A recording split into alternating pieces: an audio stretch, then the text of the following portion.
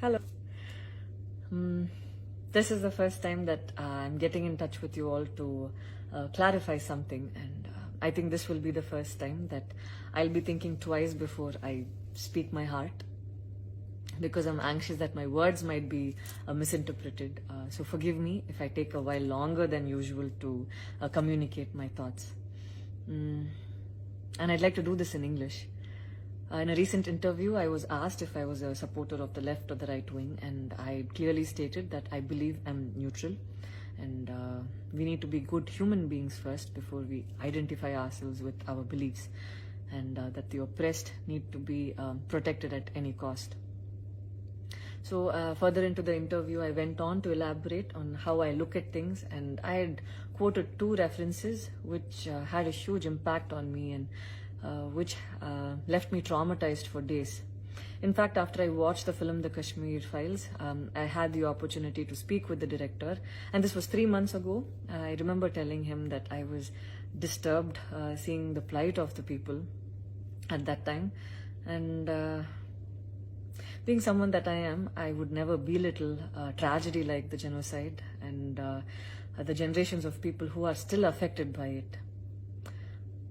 Having said that, I can never come to terms with the mob lynching incident that had taken place during our COVID times, because I remember seeing that video and being shaken for days.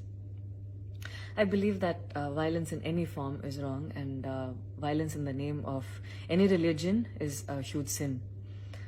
So this is all that I intended to say, and that's all. But it was very disturbing to see that many people online justified the mob lynching incident, and I don't think any of us have the right to take another person's life. Being a medical graduate, I believe that all lives are equal and all lives are important.